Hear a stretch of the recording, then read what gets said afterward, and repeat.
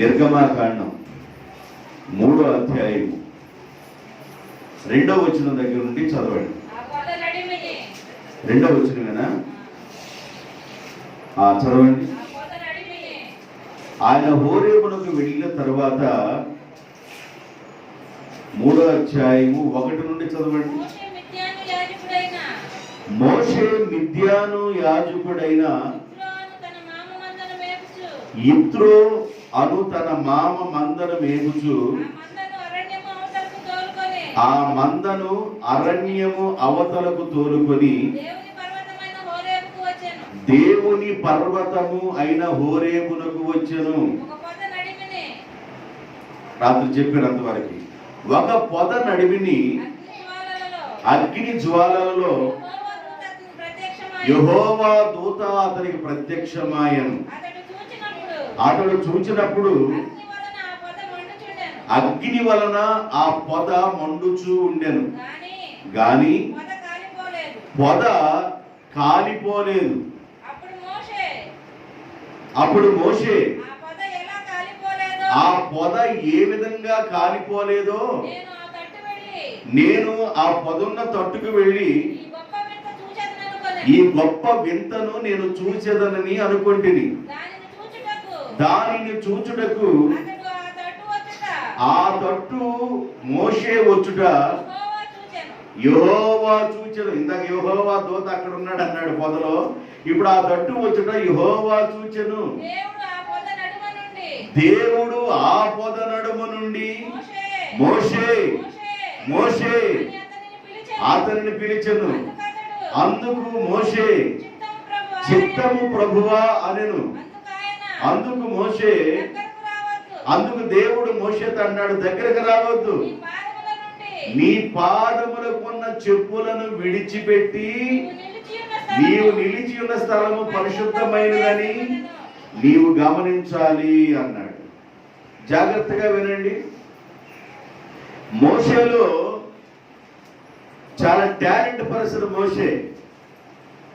2 పట్టణాలు నిర్మించగలిగాడు, 2 పిరమిడ్లు ఆయన కట్టగలిగాడంటే ఒక్కో పిరమిడ్ ఎత్తు ఎంత ఉంటుందంటే 1500 అడుగులు ఎత్తు ఉంటుంది ఒక పిరమిడ్. ఈజిప్టు దేశంలో పిరమిడ్ అని మీరు గూగుల్ సెర్చ్ చేయండి. గూగుల్లో ఈజిప్టు దేశంలో ఉన్న పిరమిడ్లు అని కొట్టంగలే అది త్రిభుజాకారంలో కనబడింది ఒకవైపు, అలాగా చుట్టుపక్కల కనబడుతుంటది.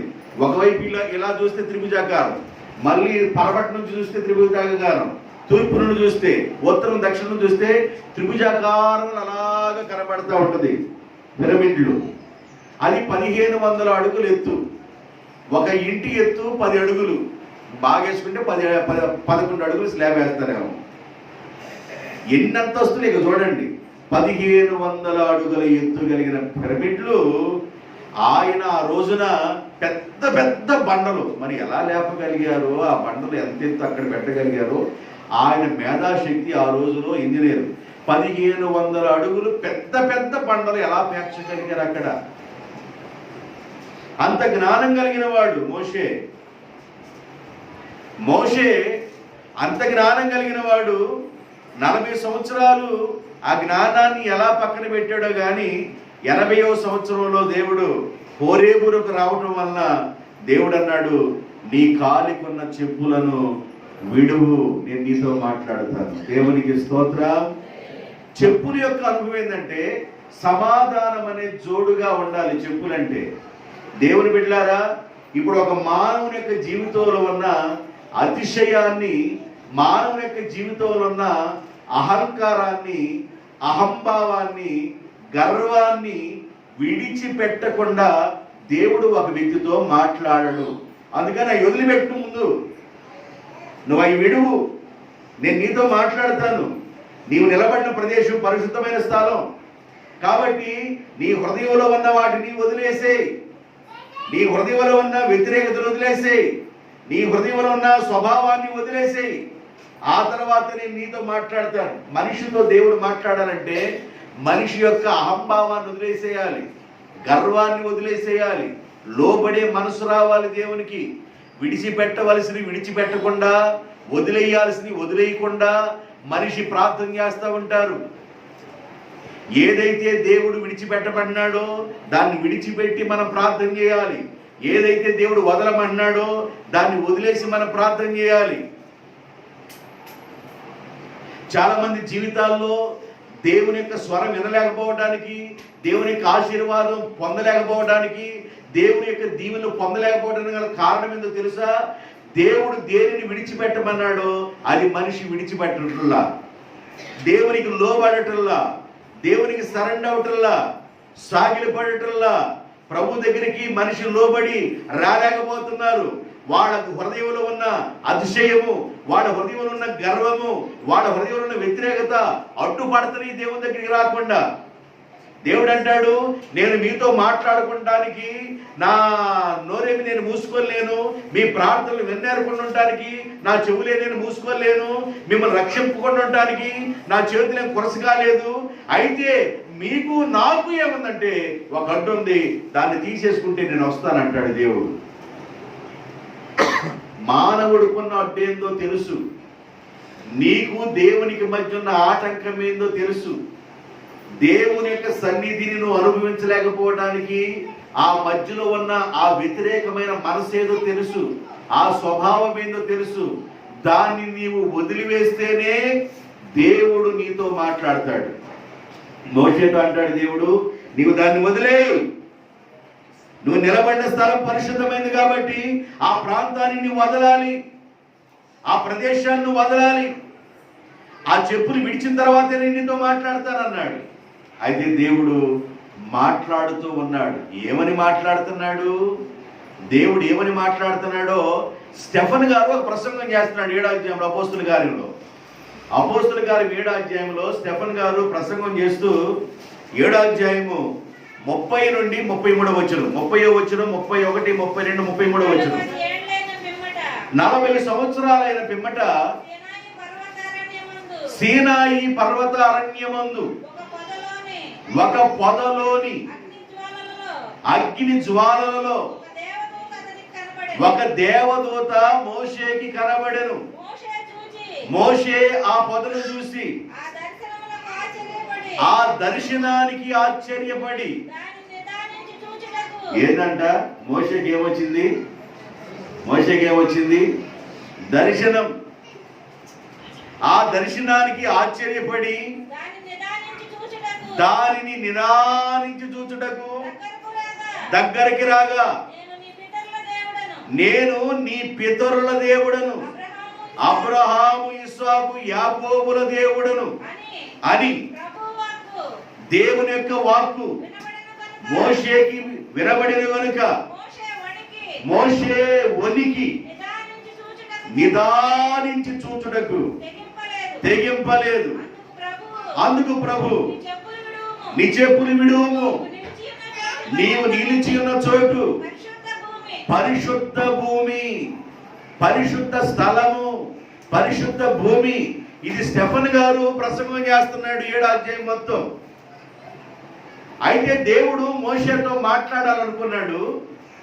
దేవుడు మోషేతో మాట్లాడాలనుకున్నప్పుడు దేవుడు ఎక్కడి నుండి మాట్లాడుతున్నాడంటే అగ్నిలో నుండి మాట్లాడుతున్నాడు. జాగ్రత్తగా వినండి. ఒక పొద కాలుతూ ఉంది. ఆ పొద కాలుతూ ఉందే గాని అది బూడిదైపోవటంలా పొద కాలుతా ఉంది. మీరు శ్రద్ధగా వినాలి. పొద కాలక మునుపు, పొదలోనికి అగ్ని రాక మునుపు, పొదలోనికి దేవుని సన్నిధి రాక మునుపు ఆ పొదలో పావులు ఉన్నాయి, ఆ పొదలో మండ్రగబ్బలాలు ఉన్నాయి, ఆ పొదలో తేళ్లు ఉన్నాయి, ఆ పొదలో రకరకాలు అన్నీ ఉన్నాయి. ఎప్పుడైతే దేవుని యొక్క అగ్ని వచ్చిందో పొదలో ఉన్నవన్నీ బయటికి వెళతాయి. దేవునికి స్తోత్రం. మనిషి యొక్క హృదయము అనే పొద మండకుండా ఉన్నంత కాలం, వెలగకుండా ఉన్నంత కాలం హృదయంలో ఉన్న బలహీనతలు హృదయంలోనే ఉంటాయి. హృదయంలో ఉన్న వ్యసనం హృదయంలోనే ఉంటుంది. హృదయంలో ఉన్న మత్సరము హృదయంలోనే ఉంటుంది. హృదయంలో ఉన్న ద్వేషం హృదయంలోనే ఉంటుంది. దీని గురించి మార్కు సువార్త 7:21 వచనం చెప్తాడు. మానవుని యొక్క హృదయంలో నుండి, అనగా లోపల నుండి దురాలోచనలను, జారత్వములను, దొంగతనములను, నరహత్యలను, వ్యభిచారమును, లోభమును, చెడుతనమును, కృత్రిమమును, కామ వికారమును, మత్సరమును, దేవదూషణయు, అహంభావమును, అవివేకమును, 13 రకాలు వచ్చును. ఈ 13 ప్రసంగాలు చేయొచ్చు. అహంభావము ఒక ప్రసంగం చేయొచ్చు, దేవదూషణ, మత్సరము, ఇలాంటివి 13 హృదయంలో ఉన్నాయి. దేవుని బిడ్డలారా, పొద మండకుండా ఉన్నంత కాలం ఆ పొదలో ఏదో ఒకటి నివాసం చేసింది. ఆ పొదలో ఏదో ఒకటి గూడు కట్టుకొని ఉండింది. నీ పొద మండకుండా ఉన్నంత కాలం, అగ్ని లేకుండా ఉన్నంత కాలం, దేవుని యొక్క మంటలు ఆ ప్రాంతం మీదకి, దేవుని యొక్క సన్నిధి, దేవుని ఆత్మ ఆ ప్రాంతం మీదకి రాకున్నంత కాలం ఒక మనిషి బలహీనతల్లోనే ఉంటారు. ఇప్పుడు మోషే మండాలి. మండుతున్న దేవుడు మంటలో నుంచి మాట్లాడుతున్నాడు. నీవు మండాలి. అసలు నేను ఎందుకు ఏర్పాటు చేసుకున్నాను? నేను నిన్ను తల్లి గర్భంలో ఉన్నప్పుడు ఎందుకు ఏర్పాటు చేసుకున్నాను? ఎంత జ్ఞానాన్ని నీకు ఎందుకు ఇచ్చాను? నీ ఏర్పాటు ఏందో నీకు అర్థమవుతుందా అంటే నాకేం అర్థం కావట్లా. ఇంకోళ్ళని చూసుకుంటున్నాడు ఆయన. నాకేం అర్థం కావటల్లా. 40 సంవత్సరాల విద్యని, సకల విద్యా ప్రావీణ్యత కలిగిన వాడుగా, చక్కగా మాట్లాడగలిగిన వాడుగా, మాట నేర్పరగలిగిన వాడు కదంటే అసలు ఆ మాట నేర్పరతనమే లేదు. ఏదో గురువుల దగ్గర హర్రతో 40 సంవత్సరాలు బాగా నాకు అలవాటు అయిపోయింది. ఏర్లు వేసుకుంటూ వాటిని సైకిల్ చేసుకుంటూ అనేదే తప్ప ఇంకా నాకేం రావట్లేదు అంటాడు ఆయన. అరే బాబు, నీ జ్ఞానం ఏమైపోయిందిరా నాయన? నిన్ను ఏర్పాటు చేసుకున్నాను, నీ జ్ఞానం ఏమైపోయింది? అసలు ఈ తెలివితేటలు ఏమైపోయినంటే నాకు తెలివి లేదు, జ్ఞానం లేదు, మాట లేదు. మాట మాన్యము కలిగిన వాడిని మాట్లాడడం కుదరదు అన్నాడు. నేను ఇప్పుడు నిన్ను వెలిగించబోతున్నాను అన్నాడు దేవుడు. దేవునికి స్తోత్రం. ఒక మనిషి జీవితంలో దేవుని యొక్క మంట రాకుండా ఉన్నంత కాలం ఆ వ్యక్తి బలహీనతల్లోనే ఉంటారు, అవిధేయతల్లోనే ఉంటారు, చెడులోనే ఉంటారు. లోకం ఉండిద్ది, దేవుడు ఉన్నట్లుగా ఉంటారు. భక్తి చేస్తున్నట్లుగా ఉంటారు, లోకంలో ఉంటారు. భక్తి చేస్తున్నట్లుగా ఉంటారు, లోకంలో ఉంటారు. లోక సంబంధమైన కార్యక్రమాల్లోనే ఉంటారు, భక్తి చేస్తున్నట్లుగా ఉంటారు. బైబిల్ చెబుతుంది, నువ్వుంటే వెచ్చగానన్నా ఉండు, లేకపోతే చల్లగానన్నా ఉండు. నులివెచ్చలుగా ఉంటే నీ ముఖమున నా ఉమ్ము వేస్తాను అన్నాడు. దేవుడు ఒక మనిషితో మాట్లాడుతున్నప్పుడు, ఆ మనిషిని దేవుడు దర్శించినప్పుడు ఆ మనిషి హృదయాలు మండతాయి. ఎమ్మాయి అనే గ్రామంలో ఇద్దరు మాట్లాడుకుంటూ వెళుతున్నప్పుడు దేవుడు వాళ్ళ మధ్య సంభాషణ చేశాడు. వాళ్ళిద్దరు ఏమనుకున్నారంటే, ఆయన ఎవరో మనతో మాట్లాడుతున్నప్పుడు మన హృదయములు మండలేదా? దేవుడు మాట్లాడితే నీ హృదయము మండుతూ ఉంటుంది. నీ హృదయం అనే పొద మండకుండా ఉన్నంత కాలం నీ హృదయంలో ఉన్న బలహీనతలు బలహీనతలుగానే ఉంటాయి, అవి బయటికి వెళ్ళవు. నీ హృదయంలో ఉన్న ఆలోచనలు అలాగే ఉంటాయి, గూడు కట్టుకొని, అవి బయటికి వెళ్ళవు. కాబట్టి దేవుని యొక్క మాట చేత నువ్వు రేపబడుతూ ఉండాలి. దేవుని యొక్క శక్తి చేత నువ్వు రేపబడుతూ ఉండాలి. దేవుని యొక్క మాట గురించి బైబిల్ చెబుతుంది, నా మాట అగ్ని వంటిది కాదా అన్నాడు. ఆయన మాట ఎలాంటిదంట? అగ్ని వంటిది. చాలా మంది జీవితాల్లో దేవుని మాట మనిషి హృదయంలో పనిచేయటల్లా, ఆ మనుషుల్ని కాల్చటల్లా. ఒకసారి పేతురు గారు ప్రసంగం చేస్తున్నప్పుడు ఆయన ప్రసంగాన్ని విన్నవాళ్ళు అంటారు, హృదయము పొడవబడ్డాయంట వాళ్ళ హృదయాలు. అంటే వాక్కు చాలా మంది హృదయాల్ని పొడిచినట్లుగా, సరిచేస్తున్నట్లుగా చాలా మందికి అర్థం కావటల్లా. వెళ్ళామా, గంట సేపు విన్నామా, వెళ్ళిపోయామా అన్నట్టుగా ఉన్నారు. కానీ దేవుని యొక్క వాక్కు ప్రజల హృదయాల్లో పనిచేస్తే ఖచ్చితంగా మనిషి దేవుని కొరకు రగులుతారు, దేవుని కొరకు మండుతారు. కాబట్టి బైబిల్ ఏం చెబుతుందంటే, యోహాను గురించి, అతడు మండుచు ప్రకాశించుచున్న దీపమై ఉన్నాడు. దేవునికి స్తోత్రం, హల్లెలూయా. కాబట్టి దేవుడు మాట్లాడుతున్నప్పుడు దేవుడు అగ్నిలో నుండే మాట్లాడతాడు. దేవుడు దేనిలో నుండి మాట్లాడతాడు? అగ్నిలో నుండే మాట్లాడతాడు. ద్వితీయోపదేశకాండము 4వ అధ్యాయం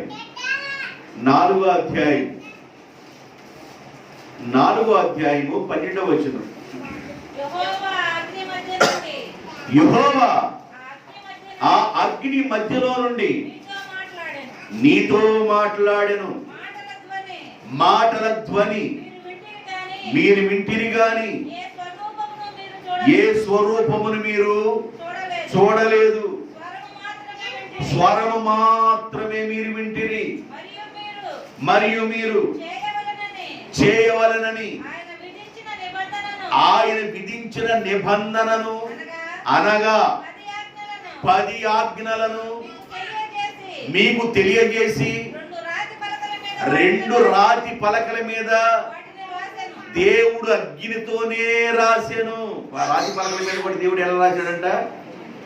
రాతి పలకల మీద దేవుడు తన హస్తాలతో రాస్తున్నప్పుడు ఆ అగ్నితోనే ఆ అక్షరాలు రాయబడ్డాయి. దేవుని యొక్క అగ్నితోనే అక్షరాలు రాయబడ్డాయి. దేవుడు అగ్నిలో నుండే మాట్లాడతాడు. దేవుడు మంటలో నిన్ను మాట్లాడతాడు. ఆయన స్వరూపం వేరు. ఆయన స్వరాన్ని మీరు చూడలేదు, అగ్నే మీరు చూశారు. అగ్నిలో నుండి మీరు స్వరాన్ని విన్నారు.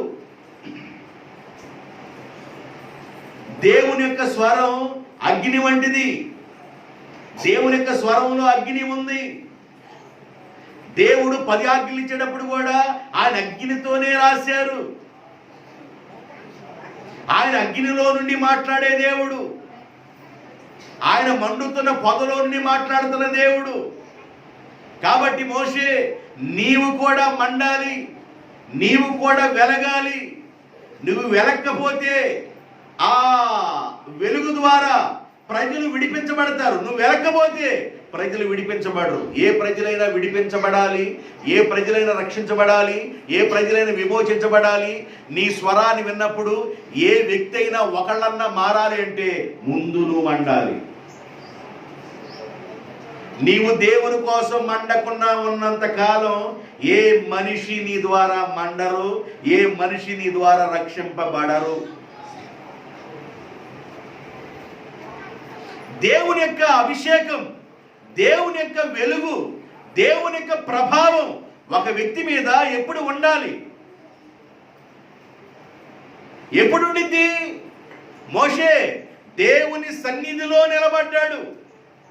మోషే దేవుని సన్నిధిలో ఉన్నాడు. దేవుని సన్నిధిలో ఉన్న మోషేతో దేవుడు మాట్లాడుతూ ఉన్నాడు. కాబట్టి మనం దేవుని సన్నిధిలో ఉండాలి. ఏడుండాలి? దేవుని సన్నిధిలో ఉండాలి.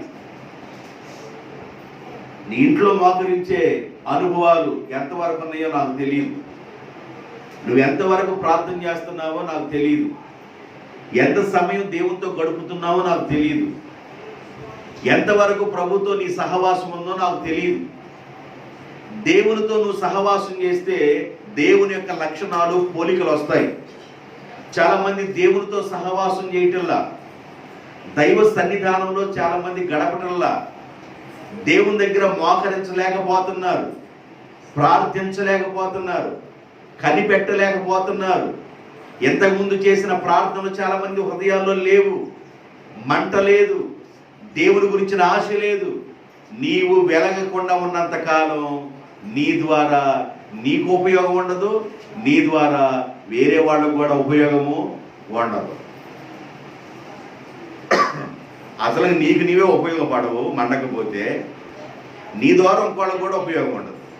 బైబిల్ ఏం చెబుతుందంటే, నీవు సిద్ధపడు, నీతో ఉన్న వారిని కూడా సిద్ధపరచు. సిద్ధపడటం అంటే ఏంది? నువ్వు వెలగాలి ముందు, నువ్వు మండాలి ముందు. దేవుడు అగ్నిలో నుండే మనతో మాట్లాడుచున్నాడు. అదే అధ్యాయం, ద్వితీయోపదేశకాండం 4వ అధ్యాయంలోనే 33వ వచనంలో కూడా ఒక మాట రాయబడింది. నీవు దేవుని స్వరము అగ్ని మధ్య నుండి మాట్లాడుట వినునట్లు మరి ఏ జనమైనను విని బ్రతికెనా? మీ దేవుడు అగ్నిలో నుండి మాట్లాడుతున్నప్పుడు ఆ విధంగా ఎవరైనా మాట్లాడారా? ఏ జనమైనా బ్రతికేరలాగా?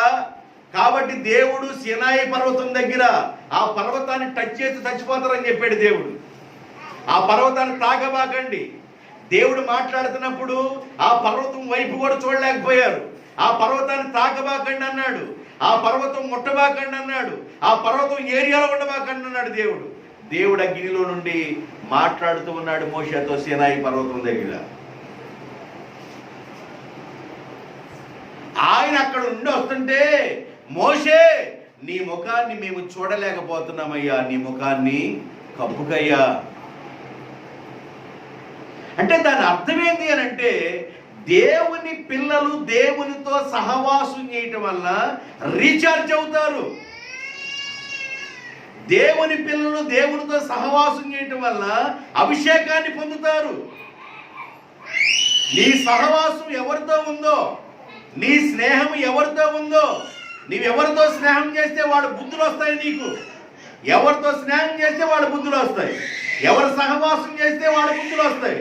నీ స్నేహం ఎవరితో ఉంది? నీ సహవాసం ఎవరితో ఉంది? నా వైపు చూడండి. పిల్లలేక మా అందరి పిల్లలు ఏడుస్తారు. నా వైపు చూడండి.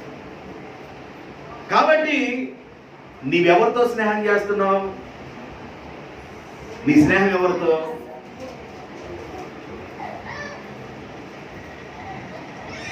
ఎవరితో స్నేహం చేస్తే వాళ్ళ లక్షణాలు వస్తాయి.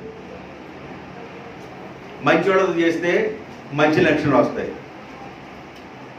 చెడిపోయిన వాడితో స్నేహం చేస్తే చెడిపోయిన లక్షణాలు వస్తాయి. కాబట్టి నీ స్నేహం ఎవరితో ఉంది? చేసే సంభాషణ కూడా ఎలా ఉంది అంటే, మాట్లాడుకునే మాటలు ఎలా ఉన్నాయి? కాబట్టి గుర్తుపెట్టుకోండి, దేవుడు అగ్నిలో నుండే మాట్లాడతాడు. దేవుడు దేని నుండి మాట్లాడతాడు? మండుతున్న పొదలో నుండి దేవుడు మోషేతో మాట్లాడుతున్నాడు. నీవు కూడా దేవుని కొరకు మండాలి. నీ పొద మండకుండా ఉన్నంతకాలం, నీ హృదయము మండకుండా ఉన్నంతకాలం ఆ పొదలో ఉండవలసిన బలహీనతల పొదలోనే ఉంటాయి. బలహీనతలు పోకుండా దేవుడు మాట్లాడు. బలహీనతలు పోవాలి. లోపలున్న బలహీనతలు పోవాలి. లోపలున్న బలహీనతలు బయటికి రావాలి. వాటిని మనం కక్కేయాలి. అవి బయటికి రాకుండా ఉన్నంతకాలం మనకు మనం ఉపయోగం ఉండము. మనం ఎవరికి ఉపయోగం ఉండదు. మనం ఎవరితోనైనా మాట్లాడుతున్నా ఆ మాట వారిలో పని చేయదు. కాబట్టి దేవుని యొక్క అభిషేకం, ఆయన బలం మన మీద ఉండునుగాక. దేవునికి స్తోత్రం. దేవుడు 10 ఆజ్ఞలు కూడా అగ్నితోనే రాసిచ్చారని 4:33లో చూశారు. 10వ అధ్యాయము ద్వితీయ ప్రస్కాండము 4వ అధ్యాయంలో కూడా ఒక మాట రాయబడి ఉంది. ఈ సమాజ మందిరమున ఆ కొండ మీద అగ్ని మధ్య నుండి తాను మీతో పలికిన 10 ఆజ్ఞలను రాసినట్లు యెహోవా ఆ పలకల మీద అగ్నితోనే రాసెను. 10 ఆజ్ఞలు దేవుడు అగ్నితోనే రాశాడు. బైబిల్లో చాలా ఆజ్ఞలు ఉన్నాయి. 10 ఆజ్ఞలు ప్రత్యేకంగా దేవుడు రాసిన ఆజ్ఞలు. తర్వాత దేవుడు మోషేతో చెబుతున్నప్పుడు మోషే రాసినవి కొన్ని ఉన్నాయి. చాలా ఆజ్ఞలు ఉన్నాయి. 10 ఆజ్ఞలు మాత్రం దేవుడే రాశారు. అవి ఎలా రాశారంటే అది అగ్ని ద్వారా రాశారని. నేను ఈ మాట ఎందుకు గుర్తు చేస్తున్నానంటే, దేవుడు దహించు అగ్ని అయి ఉన్నాడు. దేవుడు అగ్నిలో నుండే మాట్లాడతాడు. ఆయన అగ్ని అయి ఉన్నాడు.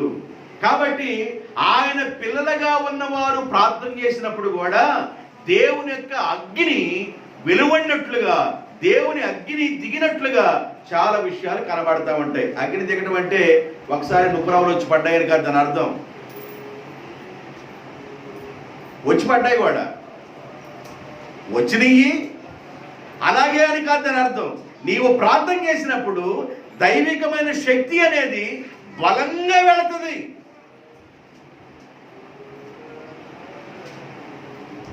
కండక్టర్ గారు ట్రాక్టర్ తోలటానికి ఊళ్ళో నుంచి అబ్బాయి వస్తాడు. ఏం పేరు అబ్బాయి పేరు? నెల్లిమరావు వస్తాడు. నెల్లిమరావు ట్రాక్టర్ వేసుకొని ఏదో ఊరు వెళ్ళి ట్రాక్టర్ వేసుకున్నా వాళ్ళ బంధువులు మామూలుకి వెళ్ళాడు. ఆయన పుట్టకొత్తులు ఉన్నాయనుకొని మొత్తానికి ఆ పుట్ట మీద ఎర్ర తిరిగి ఒక ఆవి తాళి తీసి ఎందుకు ఆ బొందలో పడేశారంట. అక్కడ దగ్గర శవాలు కాలుస్తారు ఆ భూముల్లో. ఈయనేం చేశాడు, అక్కడ పుట్టకొక్కులు ఉన్నాయి ఆ పుట్టలో అని చెప్పేసి పుట్టకొక్కులు దొక్కుతూ ఆ తాడి తొక్కాడు. తాడి తొక్కంగానే ఆ తాళి ఎవరిదో ఆత్మ ఆయన దగ్గర రావడం ప్రారంభమైంది. ఏం జరిగిందో తెలుసా? చేలు కనపడతలే ఆయనకి, కాలవ కనపడతలే తనకి.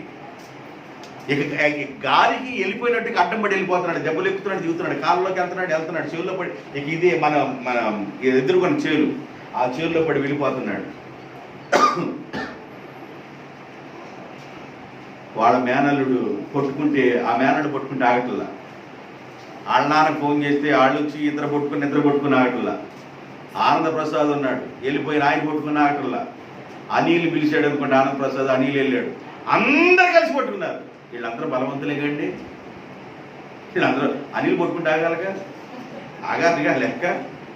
అనిల్ కొట్టుకుంటున్నాడు, ఆనంద కొట్టుకున్నాడు, ఊళ్ళో అంకమరావు మేనల్లుడు కదా, అంకమరావు కొట్టుకున్నాడు, అంకమరావు కొడుకు కొట్టుకున్నాడు, అందరూ ఎట్టగా అంటున్నాడు, వెళ్తున్నాడు. అలుపు వచ్చిపోతుంది వీళ్ళందరికీ. చిన్నగా నన్ను రమ్మన్నారు. దేనికన్నా? వర్షం పడుతుంది. వర్షంలో దేనికంటే వర్షమైనా రమ్మంటున్నారు. విషయం నాకు చెప్పలా. వెళ్ళే తలకి ఏముంది, అందరూ మామూలుగా శ్వాస పీల్చుకుంటారు, బలంగా పీల్చుకుంటున్నారు. అందరూ అలుపు వచ్చి బలంగా పీల్చుకుంటూ ఉన్నారు. ఎవరి కాళ్ళు ముక్కులంపటి శివుడి గారినట్టుకుని దేవారం బలంగా లాగుతున్నారు. ఏందయ్యా అంటేను, ఏం లేదయ్యా అడ్డం పడి వెళ్తున్నాడు ఇట్టగాని. ఆ కాళ్ళలో ఉన్న నీళ్ళు తీసుకొని మొహం మీద పెట్టాడు, లేచాడు. దేవునికి స్తోత్రం. నిజమే చెబుతున్నా, ఈ ఊర్లోనే, పక్క ఊర్లో చెవట్లా.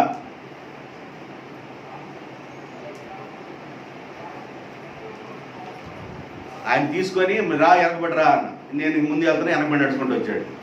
ఇక్కడికి రాగలే మళ్ళీ ఎదురు తిరిగాడు. ఎక్కడికి? నెల్టైన్ కట్టారు ఇక్కడ దగ్గరలో. అక్కడ రాగలే మళ్ళీ ఎదురు తిరిగి నేను వెళుతున్నాను అన్నాడు. అసలు ఎవరివి ఏందంటేను, ఈయన మా ఆయన అంటాం. తాళి తొక్కాడుగా, తాళి. ఆమె తాళి అంట, ఈయన తొక్కాడంట. నాకు అయిపోయింది పెళ్ళి అంటుంది. నాకు ఇష్టం ఈయనంటే అంటుంది. తాళి తొక్కితేనే.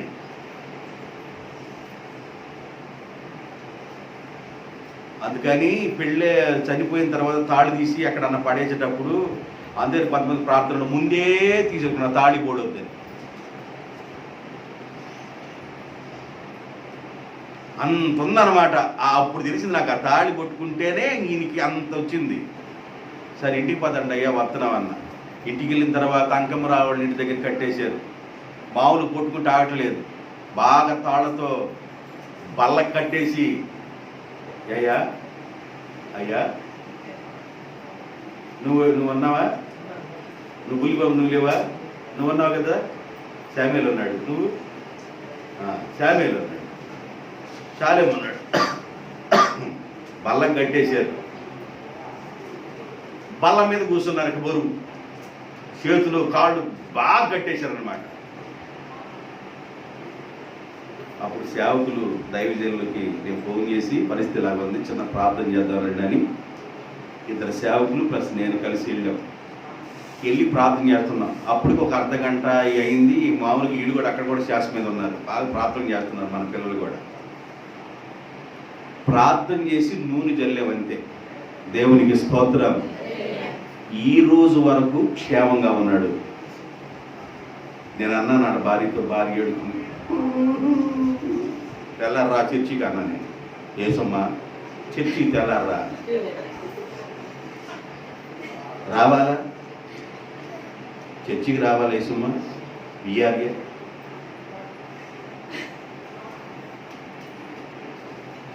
భయంకరంగా ఏడ్చింది. రావాలా? మనం ఈసారి ఎందుకు వెళ్తాం?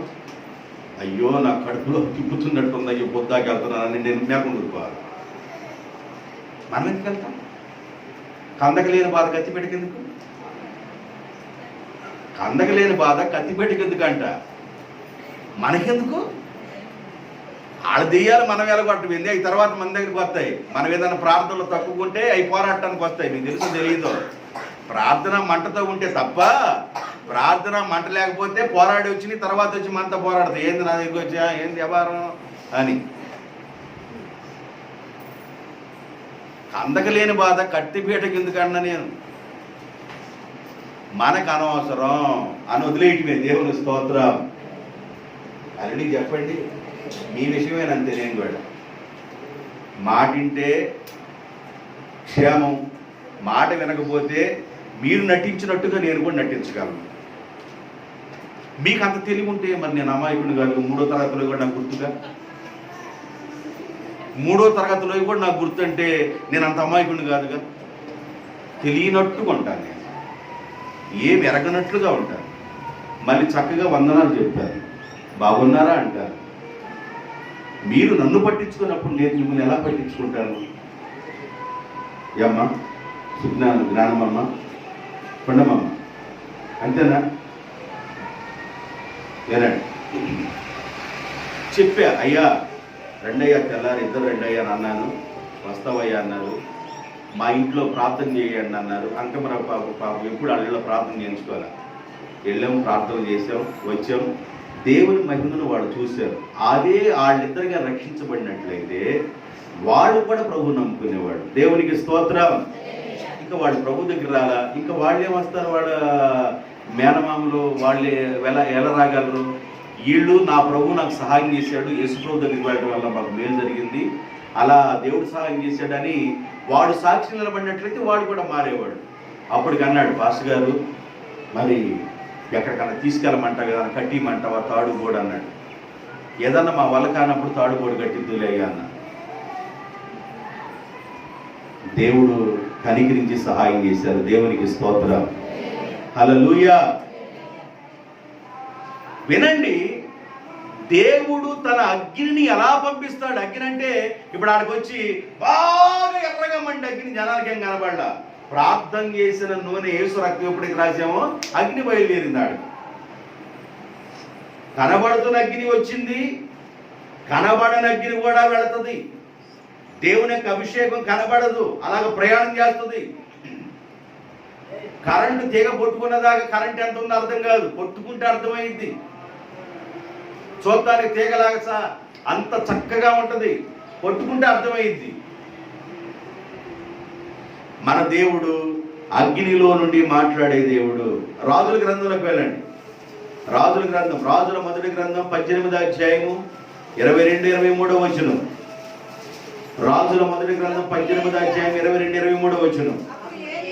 అప్పుడు ఏలియా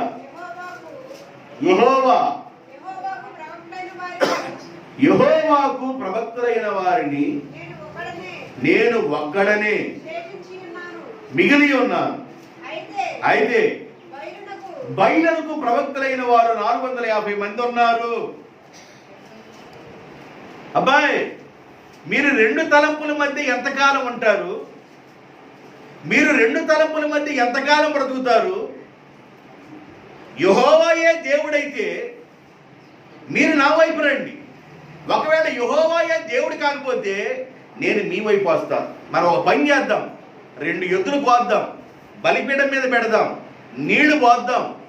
బాగా నీళ్ళల్లో ఉండగా ఈ బలిపీఠం అట్లాగా బలిపీఠం మీద నీళ్లు ఉండగా అగ్గిపుల్ల, కిరసనాల, పెట్రోల్ సహాయం లేకుండా అది కాలిపోవాలి. మీరు ప్రార్థన చేయండి. ముందు 450 మంది ఉన్నారుగా అన్నాడు. 450 మంది కలిసి ఉదయం నుండి సాయంకాలం వరకు బైలా బైలా రాబైలా కాల్చు బైలా రాబైలా కాల్చు బైలా అని వాళ్ళు చేసి కత్తులతో ఓర్చుకొని శరీరాన్ని కోసుకొని రక్తం వస్తుంది కానీ బయలు రాల. బలిపీఠం మీద నగ్గిరి కాలిపోవాల. సాయంకాలం వేళ మరలా 2 ఎద్దులు కొలిసి యెహోవా నామమున బలిపీఠం కట్టి ఆ బలిపీఠం మీద ఉన్న మాంసం పెట్టి ఆ దాని మీద నీళ్లు పోసి ఆ తర్వాత ప్రార్థన చేయటం ప్రారంభించాడు ఏలియా. ఏమని ప్రార్థన చేయడం ప్రారంభించాడంటే, అబ్రహాము, చదవండి, అబ్రహాము, ఇస్సాకు, యాకోబుల దేవా, నీ సేవకున్నని ఈ ప్రజలు తెలుసుకునేటట్లుగా మీ అగ్ని రాని ప్రభు అని ఆయన ప్రార్థన చేయగా, ఏలియా ప్రార్థన విన్న దేవుడు అగ్ని ఆకాశము నుండి దించి బలిపీఠం మీద ఉన్న మాంసమును అలాగ కాల్చి వేసెను. దేవునికి స్తోత్రం. అర్థమవుతుందా? దైవజనులు కానివ్వండి, ఎవరైనా కానివ్వండి, ప్రార్థన చేసినప్పుడు దేవుని శక్తి దిగి అక్కడ పనిచేయాలంటే నీవు దేవుని కోసం మండే వ్యక్తివై ఉండాలి. అదే ఏలియా గురించి బైబిల్ ఏం చెబుతుందంటే, ఏలియా మనలాంటి స్వభావం కలిగిన వాడే. ఏలియా మనలాంటి స్వభావం కలిగిన వాడే. అతడు ప్రార్థన చేయగా ఆకాశము నుండి భూమి మీదకి వర్షం రావడం ప్రారంభమైంది. అతడు ప్రార్థన చేయగా ఆకాశము నుండి అగ్ని రావడం ప్రారంభమైంది. ఏలియా ప్రార్థన చేయగా అద్భుతాలు ఎన్నో జరిగినాయి. మనలాంటి స్వభావం కలిగిన ఆ మనుషుడు ప్రార్థన చేసినప్పుడు అలాంటి కార్యాలు జరగడానికి కారణం ఏంటంటే ఏలియా దేవుని కోసం నిలబడ్డాడు. ఏలియా దేవుని కోసం నిలబడ్డాడు. దేవుని కోసం మండుతూ ఉన్నాడు ఏలియా. దేవుని కోసం రగులుతూ ఉన్నాడు. అందుకనే మోషే అంటాడు, నీవు ఇక్కడికి రావాలంటే నీ చెప్పులు విడిచిరా, నీ చెప్పులు విడిచిరా. నేను అబ్రహాము, ఇస్సాకు, యాకోబుల దేవుడను. నేను నీతో మాట్లాడుతున్నాను. నా పిల్లలైన ఇశ్రాయేలుల ఐగుప్తు దేశంలో బానిసలుగా ఉండి వాళ్ళు శ్రమ పడటం నేను చూసి ఉన్నాను. వాళ్ళను నువ్వు విడిపించడానికి వెళ్ళాలి. నా వల్ల కాదయ్యా, నా వల్ల కాదు, నా వల్ల కాదు, నేనేం చేయలేను. 40 సంవత్సరాలు తిన్నానా, పడుకున్నానా, లేచానా, గొర్రెల దగ్గరికి వెళ్ళానా, తిన్నానా, పడుకున్నానా, లేచానా, గొర్రెల దగ్గరికి వెళ్ళానా. 80వ సంవత్సరంలో దేవుడు మాట్లాడాడు. అంటే 40 సంవత్సరాల తరువాత దేవుడు మండుచున్న పదలో నుండి మోషేతో మాట్లాడెను. తిన్నానా, పడుకున్నానా, లేచానా, తిన్నానా, పడుకుని లేచానంటే ఆ మానవుని యొక్క జీవితం అలాగే గడిచిపోతూనే ఉంటది. నీవు దేవుని కోసం నీవు వెలగాలి అంటే అరణ్యాన్ని వదిలి నువ్వు ఎక్కడికి రావాలంటే హోరేబులోకి రావాలి. అరణ్యాన్ని వదలాలి. నీకున్న అహంకారాన్ని వదలాలి. నీకున్న అహంభావాన్ని వదలాలి. నీకున్న గర్వాన్ని వదలాలి. దేవుని పాదాల దగ్గరికి రావాలి. దేవునికి స్తోత్రం. స్వాగిల పాడి బ్రోచెదను సత్యముతో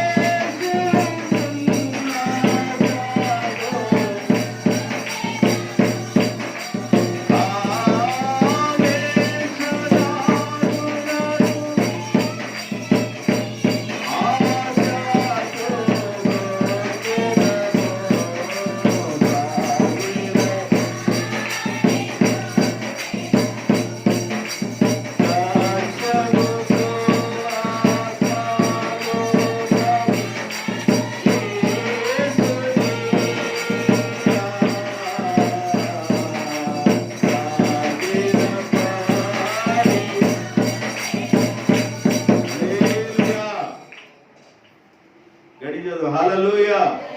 మీరు చూడండి, మౌతొద్దులే మన ఇళ్ళ పక్కనేగా, అందుకని ఇంకో మాట చూడు. అజయం భార్య ఉందా? అందరూ తెలుసా? అందరూ తెలియపాటమే ఉంది. మెట్టగవాడపాల్లోనంట 2 పూలు ఇష్టమయ్యి దొడ్లో కోసుకుందంట. 2 పూలు ఎడ తర్వాత వాళ్ళు ఇంటే దేవుని స్తోత్రం. మోతులుండి చచ్చిపోయిద్దని అందుకని చెబుతున్నాను. చచ్చిపోయిద్ది ఆడే. 2 పూలు కోసుకుంది. 2 పూలు కోసుకొని వచ్చిన తర్వాత చలి జ్వరం వచ్చేసింది నాకు. ఆమె 2 పూలు కోసిందంటే నాకేం తెలుసు? నాకు తెలియదుగా. తోటలోకి వెళ్ళిందంట, వచ్చిందంట, చలి జ్వరం వచ్చేసి అంటున్నాను. ఆడ కూతురు తీసుకొచ్చింది అనుష. అన్నా, అమ్మకి చలి జ్వరం వచ్చేసింది అన్నా. ఆ అమ్మాయి ఏమో నాడుంది, నేనేమో నీడున్నా. అమ్మా అన్న, ఏమన్నా చలి జ్వరం వచ్చేసిందన్న, చలి జ్వరం వచ్చేసిందన్న. ఏం చేయలే, నిజమే చెబుతున్నా. బలిపీఠం దగ్గర నుండి కొబ్బరి నూనె తీసుకొని ప్రార్థన చేసి అలాగన్న ఆడే పడ్డాది. ఏంది సంగతులు అన్న? ఏముంది, మా దొడ్లోకి వచ్చి 2 పూలు కోసిందా అంది. ఇదేంది? నిజమే చెబుతున్నా, నేను చెప్పేది నిజమే. ఏడ మీ దొడ్డి అన్న, మెట్టగవాడ పాలెం అంది. 2 పూలు కోస్తే వచ్చేవా అన్న. వచ్చాను, జ్వరం పెట్టాను అంది. ఇప్పుడే తక్షణం యేసుక్రీస్తు నామంలో నీ జ్వరాన్ని నువ్వు తీసుకుని వెళ్ళిపో అన్న. అయిపోయింది, జ్వరం వెళ్ళిపోయింది, ప్రశాంతత లేచింది. లేకపోతే వాళ్ళ అమ్మాయి అనుష అంటది, ఏడ కోసేవి ఆ పూల? పూలు ఏందమ్మా, ఏం పూలు అంది. 2 పూలు కోసుకొచ్చావంటగా, ఏడ కోసావంది. మెట్టకి వడపాలే కోసానమ్మా అంది. దెయ్యం ఎంత క్లియర్గా చెప్పిందో తెలుసా?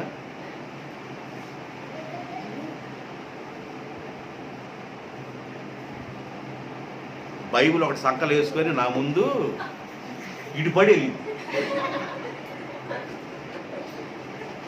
ఏం చేయాలి అని ఏమనుకోవాలి? కాస్త మనసులో కాస్త బాధ, అయ్యో నేనేమి వాళ్ళ ఇంటిని ప్లాట్ఫారంతో కూడా రాయి అనలేదు కదా, నేను తల్లో ఉన్న ఒక ఇంటికి కూడా నేను ఎప్పుడు లాగలేదు కదా. చాలా బాధ. ఆ పక్కన నాగరాజు ఇంటి పక్కన దెబ్బలో 2 సెంటు 3 సెంటు ఉందన్న, అది రాయమనలేదుగా నేను మెరకన తోలుకోవడానికి. నా ముందు బైబిల్ వేసుకొని అంత డేరు అన్న డాషింగ్. మనసులో బాధ. సేవకుడిగా ప్రార్థన చేశాను కదా, చాలా బాధపడతాను. సేవకుడిగా నేను బాధపడతామంటే అది చాలా, ఎందుకు బాధపడతానంటే, ఏందిరా వీళ్ళ శాస్త్రాలు ఏమీ అర్థం కావట్లేదు, అంతు పొంతు లేకుండా ఉన్నాయని. ఏంది అసలు వీళ్ళ శాస్త్రాలు ఏంటి, వీళ్ళ పద్ధతి ఏంది? ఆ వాక్యం అర్థం కావట్లేదా? దేవుడు అర్థం కాలేదా? దేవుని కార్యాలు తెలియలేదా? చేసిన మేళ్ళు ఇజ్రాయెల్ మర్చిపోయినట్లుగా వీళ్ళు మర్చిపోయే లక్షణాలు కలిగి ఉన్నారా? ఓహో సరే అని వదిలేస్తారు. బహుశా నారాయణ ఎట్లా ఉన్నప్పుడు పిలిచావు నన్ను? బాగాల. ఏం బాగాలేదు? బాగా జ్వరంతో ఉన్నాడు. కాళ్ళకు నూనె పెట్టానా? అన్నానా? నూనె పెట్టావా? పెట్టావు. నూనె పెట్టి కాళ్ళకన్నా. వాళ్ళిద్దరు పాపం మాట్లాడుకుని రోజులేదు అనుకున్నాడుకుంటా పలకట్లా. నూనె పెట్టమంటే చాలా సేవకుడి మాట కాబట్టి కాస్త కష్టంగా పెట్టింది నూనె. జ్వరంతో ఉన్నాడు, చెప్పి ఒకే మాట, జ్వరం ఇప్పుడు దేవుడు తీసేయబోతున్నాడు, నా మాట నమ్ము, దేవుడు నేను స్వస్థపరచబోతున్నాడు, నమ్మను. నువ్వేనా? నీకే. నారాయణ వచ్చి నన్ను తీసుకెళ్ళాడు. నారాయణ ఉషా బాగా బాధలో జ్వరంతో ఉంది, నువ్వు వెళ్ళేవని చెప్పట్లేదమ్మా, మామూలుగా చెబుతున్నా, నువ్వు సాక్ష్యం చెప్పని నేను చెబుతున్నా. బాగా జ్వరంతో ఉంది. బాగా జ్వరంతో ఉంటే గడగడలాడిపోతుంది. నేను అన్నాను, నారాయణ ఇప్పుడు ఉషాని దేవుడు ముట్టి బాగు చేయబోతున్నాడని చెప్పాడు. కూర్చొని దేవుడు ఇమ్మీడియట్లుగా ముట్టి బాగు చేశాడు. దేవునికి స్తోత్రం. ఎలా నేను చెప్పుకుంటే వెళ్ళాలంటే లైవ్లు ఇవే అవుతాయి. వరబాబు గారు అక్కడ మందిరం ఉంది, ఇక్కడ ఈ పక్కనే మనకి ఏ మందిరం ఉందంటే పూరి మందిరం ఉంది. నేను ఒక శాలువ కప్పుకొని ఎక్కువ ప్రార్థన చేస్తుండేవాడు. బాగా జ్వరంతో ఉన్నాడు. నేను ఎక్కడి నుండో వచ్చాను. అయ్యా రాయ్యా, ఒకసారి మందిరానికి రాయ్యా అంటే వరబాబు గారు వచ్చారు మందిరంలోకి. వాకింగ్ చెబుతున్న శనివారం రోజు అది. అయ్యా కూర్చోలేనయ్యా అన్నాడు. సరే ఇంటికి వెళ్ళి పడుకోండి అన్న. కండక్టర్ గారు ఇంటికి వెళ్ళాడు, పడుకున్నాడు. నేను వస్తాను పద అన్న. వాక్యం అయిపోయిన తర్వాత ప్రార్థన చేసి వెళ్ళా. యువతల రూములో ఆనుకున్నాడు. ప్రార్థన చేస్తూ ఉన్నాను.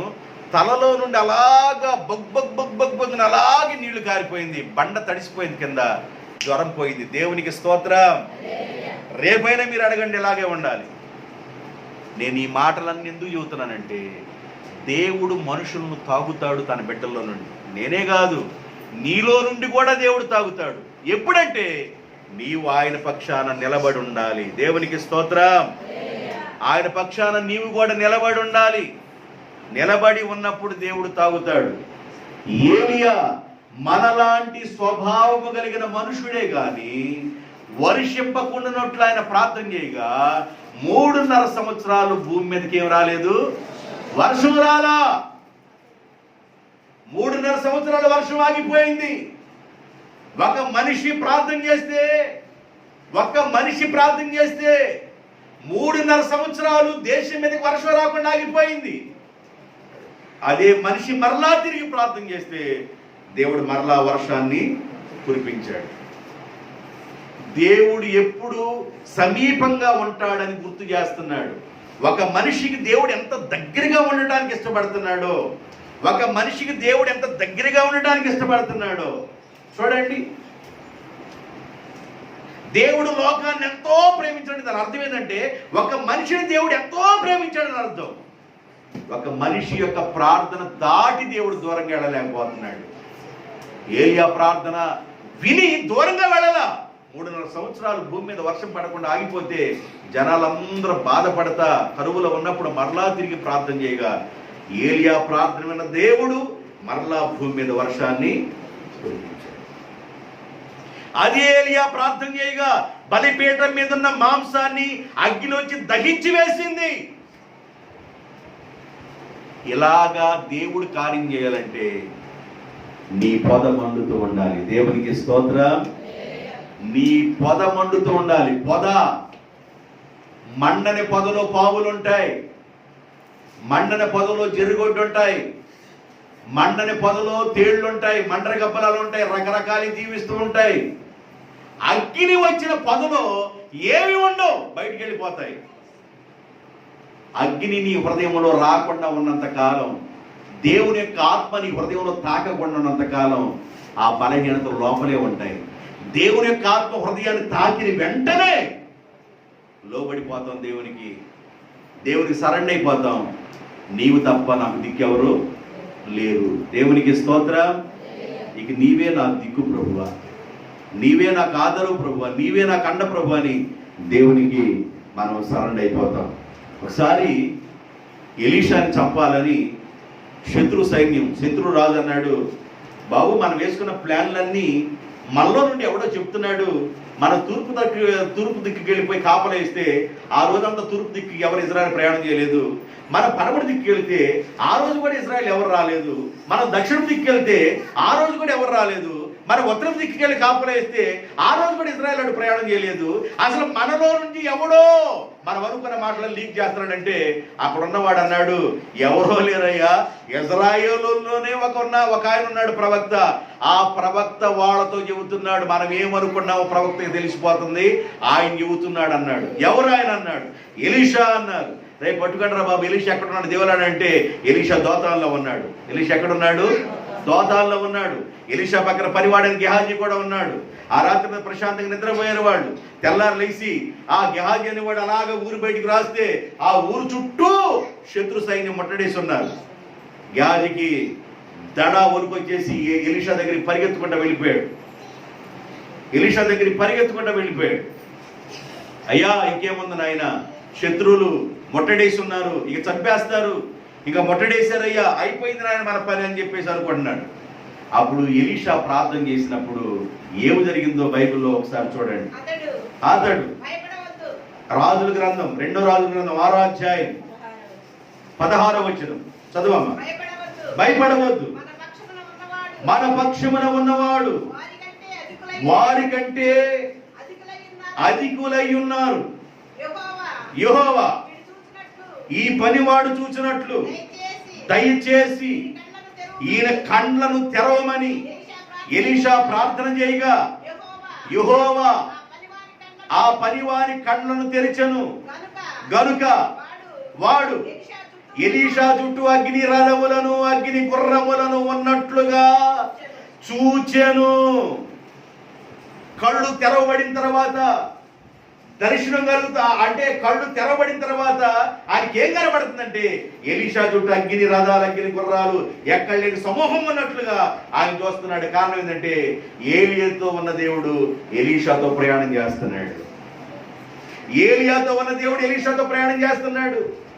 ఏలియాతో ఉన్న దేవుడు ఎలీషాతో ప్రయాణం చేయడానికి కారణం ఏంటంటే ఎలీషా ఇల్లును వదిలిపెట్టాడు, పొలాన్ని వదిలిపెట్టాడు, అరకును వదిలిపెట్టాడు, ఎద్దును వదిలిపెట్టాడు, సమస్తాన్ని వదిలిపెట్టాడు. ఒకే ఒక దుప్పటున్న ఏలియాని వెంబడించాడు. అన్ని వదిలిపెట్టాడు. లోక సంబంధమైనవన్నీ పొలాన్ని వదిలేడు, అరకలు వదిలేశాడు, ఎద్దులు వదిలేశాడు, ఇల్లు వదిలేశాడు. అన్ని వదిలి ఒకే ఒక దుప్పటున్న ఏలియాని వెంబడించాడు. ఆ ఒకే ఒక దుప్పట్లో దేవుని యొక్క శక్తి ఉంది. నాకు అది కావాలని వెంబడించాడు. ఆయన చాలా కాలం వెంబడించాడు. వెంబడిస్తూ పరిచర్య చేస్తున్నాడు. ఎంత పరిచర్య చేస్తున్నాడంటే నమ్మకంగా ఏలియా భోజనం చేసిన తర్వాత ఏలియా చేతుల్ని ఎలీషా కడుగుతున్నాడు. ఏలియా కడుక్కోలేడా చేతులు అంటే కడుగుతాడు. కానీ ఎలీషా చేతులు కడుగుతూ పరిచర్య చేతుల మీద నీళ్లు పోస్తున్నాడు. లోక సంబంధంగా ఎలీషా గొప్పవాడు, పొలము, ఎద్దులు, అరకలు, భూములు అన్నీ ఉన్నవాడు. లోక సంబంధంగా ఏలియాకి ఒకే ఒక దుప్పటి ఉంది, తిప్షీయుడైన ఏలియా. ఆయనకి ఏముందండి? ఒక దుప్పటి ఉంది. ఆయన వెంబడించాడు. ఆయన దగ్గర ఏం కోరుకున్నాడంటే దేవుడున్నాడు ఆయన దగ్గర, దేవుని శక్తి ఉంది ఆయన దగ్గర, అదే నాకు కావాలని కోరుకొని వెంబడించాడు. కొంతకాలం అయిపోయిన తర్వాత ఏలియా అంటాడు, యెహోవా నన్ను ఎరుకోకు రమ్మన్నాడు. యెహోవా జీవముతోడు, నీ జీవముతోడు, నాయనా నిన్ను విడిచి నేను ఉండలేను, నేను కూడా నీతో ప్రయాణం చేస్తానన్నాడు. ఇతడు నాతో ప్రయాణం చేయడానికి మనసు కలిగి ఉన్నాడని తీసుకెళ్తే ఎరుకో నుండి బేతేలుకు వచ్చారు. బేతేలుకు రమ్మన్నాడు దేవుడు అన్నాడు. బేతేలుకు రమ్మన్నాడు నన్ను దేవుడు, ఇక్కడ ఆగిపో అన్నాడు. నేను ఇక్కడ ఆగను, యెహోవా జీవముతోడు, నీ జీవంతోడు, అసలు నేను విడిచిపెట్టనయ్యా, నన్ను విడిచిపెట్టు అనొద్దయ్యా, దయచేసి నన్ను అర్థం చేసుకొని బ్రతిమలాడుతున్నాడండి ఎలీషా. నీవు నాతో రావడానికి మనసు కుదిరిందనుకొని సరే ఇక్కడ ఆగిపో బేతేల్లో, దేవుడు నన్ను యోర్దానికి రమ్మన్నాడు అన్నాడు. నేను ఆగనయ్యా, నేను కూడా వస్తాను నీతో, నేను నీతో ప్రయాణం చేస్తానయ్యా, వస్తానని వాళ్ళిద్దరూ మాట్లాడుకుంటూ యోర్దాన్ దగ్గరికి వెళ్ళి యోర్దాన్ని దాటి అవతలికి వెళ్ళిన తర్వాత ఏలియా ఆఖరిలో ఫైనల్ మాట, చనిపోయే ముందు ఫైనల్గా తండ్రో తల్లో ఏదో ఒక మాట చెప్తారు. ఫైనల్ మాట, తండ్రి చెప్పిన మాట. ఫైనల్గా ఏం చెప్పాడంటే, ఇంతవరకు నీవు నన్ను వెంబడించావు, నా దగ్గర నుండి నీకేమన్నా కావాలి.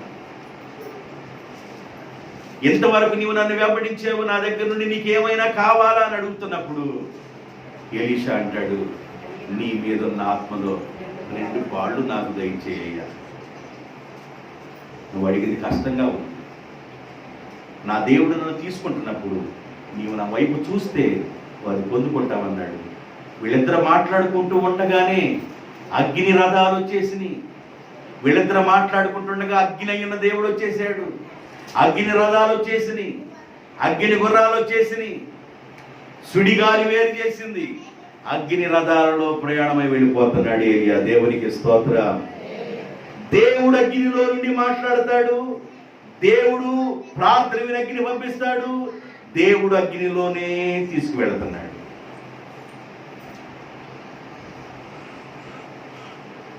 అప్పుడు ఏడుస్తాడు ఎలీషా, నా తండ్రి, నా తండ్రి, ఇజ్రాయేలు వారికి రథము రౌతురు నీవే కదా నాయనా, నీవు లేకుండా ఇజ్రాయేలుకి ఏ న్యాయం జరగలేదు కదా, నీవు వాళ్ళకి తండ్రిగా ఉన్నావు, వాళ్ళకి రథము రౌతులు నీవే కదా, భారాన్ని భరించిన వాడు కదయ్యా అని ఏడుస్తా ఉన్నాడు.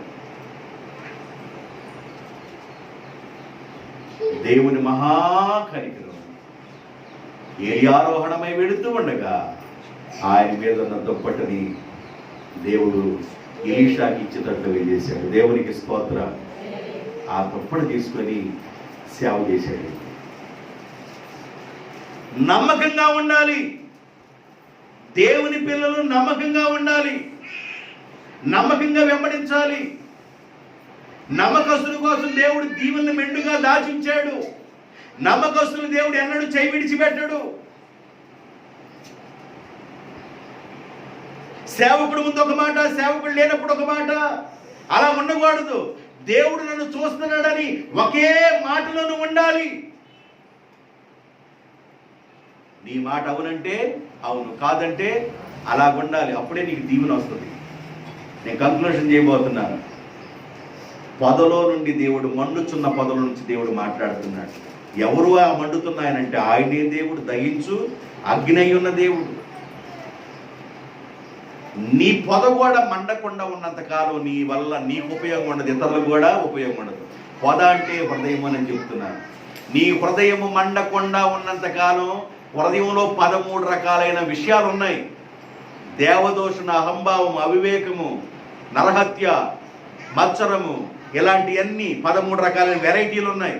ఇవన్నీ బయటికి వెళ్ళిపోవాలంటే నీ పొద దేవుని అగ్ని చేత కాల్చబడాలి, దేవుని ఆత్మచేత కాల్చబడాలి. ఎప్పుడైతే దేవుని ఆత్మచేత నువ్వు కాల్చబడతావో నీకు నీవు ఉపయోగం ఉంటావు, నీవు ఇతరులకు ఉపయోగం ఉంటావు. అలాగ దేవుడు నిన్ను చేయునుగాక, అలాగ దేవుడు నిన్ను నడిపించునుగాక. మండుతూ ప్రకాశించే దేవుడు నిన్ను నడిపించునుగాక. ఇజ్రాయిల్ నడిపించిన దేవుడు మనం నడిపించునుగాక. ఆమె ప్రార్థన చేద్దాం. తలలు వంచండి, చిన్న ప్రార్థన చేద్దాం.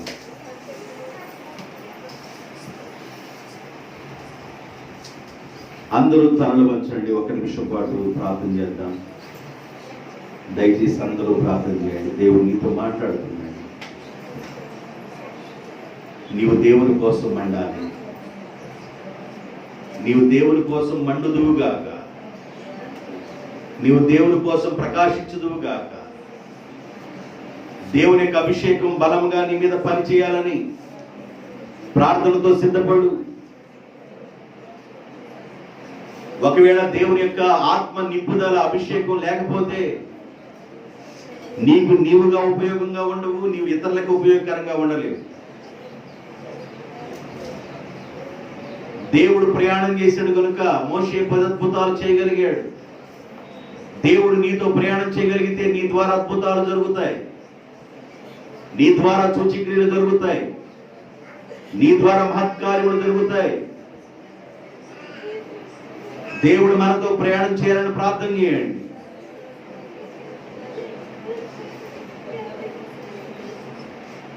స్తోత్రం, స్తోత్రం, స్తోత్రం అయ్యా.